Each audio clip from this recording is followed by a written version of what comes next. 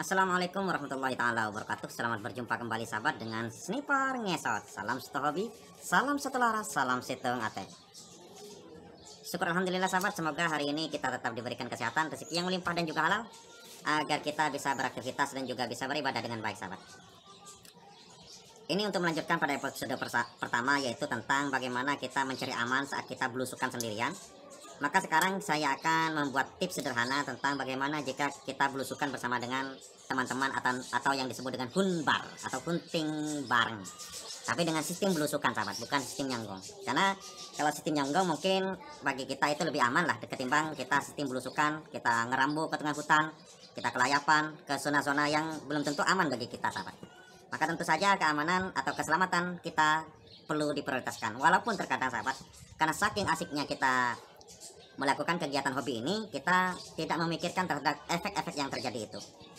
Maka untuk mengantisipasinya, maka saya akan memberikan beberapa tips sederhana sahabat. Ayo kita mulai. Pada episode pertama saya sudah jelaskan beberapa hal sahabat terkait kepada safety, pakaian safety yang harus kita pakai, yaitu menggunakan lengan panjang agar kita tidak tersangkut kepada rantingan dan sebagainya, badan kita tidak luka sahabat, duri-durian dan sebagainya. Menggunakan celana panjang juga. Dan yang ketiga adalah kita menggunakan sepatu yang safety, karena tentu saja saat kita hunting sahabat, kita terkadang lebih fokus melihat ke atas ketimbang ke bawah, dan kita tidak tahu ranjau apa yang ada di bawah kaki kita. Selanjutnya sahabat, juga adalah perbekalan yang harus kita bawa, yaitu berupa air minum, kemudian pisau yang bisa kita dijadikan sebagai pisau tebas, bukan hanya sebagai pisau sembelih atau pisau yang lentur. Siapa tahu di tengah hutan kita menemukan kelapa ataupun buah-buahan yang butuh kita kupas kulitnya yang sangat keras, kan enak sahabat. Kemudian jam tangan agar kita tidak kebablasan saat asik hunting, kita kebablasan dan sebagainya. Selanjutnya kita masuk ke poin yang penting. Nah, ini poin-poin sisanya sahabat silahkan kalian tonton pada episode pertama tentang hunting sendirian. Saat kita hunting bersama dengan teman sahabat, yaitu hunbar, kalau kita huntingnya itu sekedar kita yang memiliki senapan kemudian sisanya itu hanya ngikut, itu enak sahabat. Jadi potensi untuk terpisah, potensi untuk masalah yang lain itu sulit terjadi ya, karena mereka hanya ngikut kita, atau mereka hanya sebagai kameramen, sebagai teman kita untuk teman ngobrol dan sebagainya. Tentu saja berbeda sahabat saat kita itu hunting bersama dengan teman-teman yang juga memiliki hobi yang sama, yaitu memiliki senapan. Semuanya tentu saja ambisi mereka juga sama seperti kita sahabat, yaitu ambisi untuk mendapatkan target, bahkan mungkin berlomba pengen memiliki hasil yang terbanyak sahabat. Selanjutnya sahabat, dalam hal ini saya akan membuat agar kita tidak terpisah, ataupun bagaimana kalau umpamanya kita terpisah dengan teman dan sebagainya sahabat. Ada dua hal sahabat, yaitu ketika kita hunting bersama dengan teman ke lokasi yang sudah lumrah kita datangi dan kita semua sudah tahu. Yang pertama sahabat, lokasi yang sama-sama kita kenal, lokasi yang sama-sama kita tahu. Yaitu langkah apa yang harus kita lakukan? Baik sahabat, pertama adalah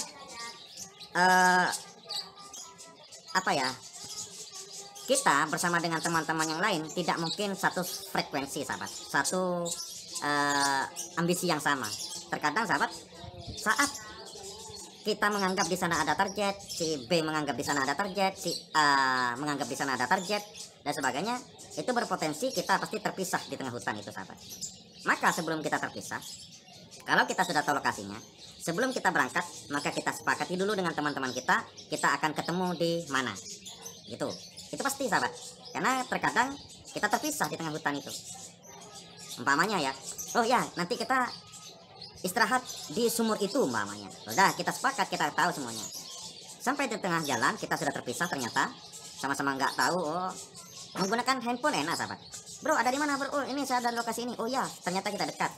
Itu kalau kita kenal lokasi. Oke kita ketemu di sumur. Udah jalan. Akhirnya si A ataupun kita nyampe dulu di sumur, ya kita tunggu, kemudian datang satu persatu teman, istirahat bersama di sana. Lanjutkan perjalanan berikutnya, kita buat janji yang baru, yaitu tentukan di mana kita akan istirahat nomor 2 ataupun kita akan pulang atau gimana. Itu. Itu adalah langkah yang paling mudah yang kita lakukan saat kita hunting bersama di lokasi yang kita kenal. Lalu bagaimana umpamanya kita hunting di lokasi yang tidak kita kenal, sama-sama baru, ataupun hanya satu orang yang kenal lokasinya dan yang lain tidak kenal? Tentu saja itu sangat membingungkan, sahabat. Kalau kita terpaksa terpisah, tentu saja handphone pun tidak akan menjamin kita bisa bertemu. Umpamanya, bro ada di mana bro? Oh saya ada di ini ada gunung di sini ada. Loh, ciri-ciri yang kita sampaikan ciri-ciri umum umpamanya. Walaupun dikasih ciri-ciri khusus, belum tentu teman yang kita hubungi juga tahu lokasi itu gitu. Jadi handphone pun tidak menjamin kita bisa bertemu kalau sudah terpaksa kita terpisah. Maka apa langkah yang harus kita lakukan saat kita hunting di lokasi yang jarang kita ketahui, yang masih baru kita datangi, masih perawan bagi kita umpamanya? Maka kita, sahabat, tentu saja kalau umpamanya main gerombol-gerombolan pun banyak yang tidak suka, sahabat, main gerombol-gerombolan itu. Karena kalau main gerombol-gerombolan itu ada satu target, kita rebutan satu target umpamanya. Nanti akan saya bahas di video berikutnya ini, sahabat, tentang aturan main hunbar, aturan main hunting bareng sistem belusukan. Ada aturan mainnya, sahabat, agar enak, tapi pada episode berikutnya. Baik, sahabat, kalau kita hunting di lokasi yang tidak kita kenal, maka apa yang harus kita lakukan? Yang pertama, sahabat, pastikan walaupun kita itu berpencar dalam posisi yang kita sama-sama bisa melihat satu dan sama lain. Minimal umpamanya jarak 10 meter lah, maksimal jarak 10 meter maksimal. Yang mana kita bisa melihat teman kita. Oh iya masih ada. Kalau umpamanya sebentar kita lihat teman, sahabat, sebentar kita lihat teman. Kalau sudah kita tidak melihat teman, kita panggil, "Oi, mana oi? Oh ya, di sini." Dekati lagi. Pokoknya kita usahakan dalam posisi sepandangan, posisi kita bisa melihat teman itu. Lalu gimana kalau umpamanya kita terpisah? Asik nembak umpamanya. Udah asik nyanggong karena masih sembunyi, kita ngintip-ngintip. Teman satunya ternyata menemukan target lain. Akhirnya dia ngejar. Si targetnya itu lari umpamanya. Dia kejar. Akhirnya terpisah kan? Tanpa sadar sudah terpisah. Lihat, tuh, mana ini yang lain? Bro, habis, hilang. Hilang sudah. Gimana yang harus kita lakukan? Tentu saja seperti yang telah saya katakan tadi, telepon itu sudah tidak berfungsi lagi, karena kita tidak bisa menyebutkan lokasi dan juga kita tidak tahu lokasi dia ada di mana walaupun disampaikan. Atau bisa saja dia mengatakan kalau nggak bingung arah, tentu saja, "Oh kamu kemana? Oh saya ke utara." "Oh ya, kamu kemana?" "Oh saya ke barat." Namanya sudah tahu. "Oke, kita yuk ketemu. Mana? Aku mau ke barat atau ke utara?" "Oke, saya ke utara." Kejar ke utara. Kalau tahu arah mata angin pakai telepon. Lalu gimana kalau umpamanya sama-sama nggak ketemu juga, saling cari itu. Jadi ketika saling telepon, sahabat, usahakan satu orang menunggu. "Oh tunggu aku." "Oke, tunggu."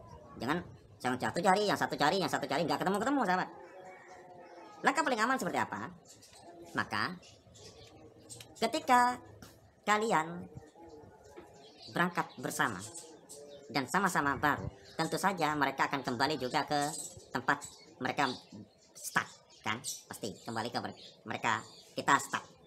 Ketika kita sudah terpisah, sahabat, celingak-celinguk sudah nggak ada teman, nelpon sinyal nggak ada dan sebagainya, maka gimana yang harus kita lakukan? Kita kembali saja.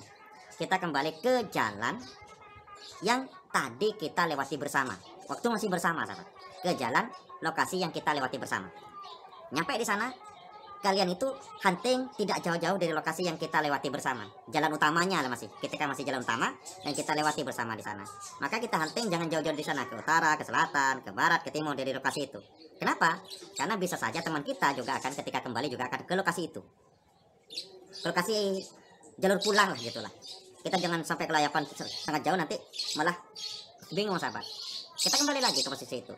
Lalu gimana kalau umpamanya kita sudah bingung arah mata angin, bingung utara, selatan, barat, timur, bingung, kemudian telepon sudah nggak aktif, sudah terpisah, maka silakan kalian tonton di part pertama, yaitu bagaimana ketika Anda tersesat sendirian di hutan dan sebagainya, di part pertama.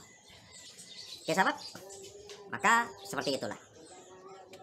Jadi sahabat, kita jangan egois, jangan hanya mementingkan kita sendiri saat hunbar, maka kita juga saling tunggu, saling pantau teman-teman, saling jaga agar kita tidak terpisah. Biar selamat bersama-sama, sahabat. Karena bisa saja teman mengalami kecelakaan, kita nggak tahu hanya gimana dan sebagainya. Atau teman nyasar, kita nggak tahu kan gimana. Jadi kita saling jagalah ketika hunbar itu. Saling jaga. "Bro, jangan ke selatan sana, bro. Di sana sepertinya ada jurang." Kasih tahu. "Bro, kesini." Gitu. Tuh, oke.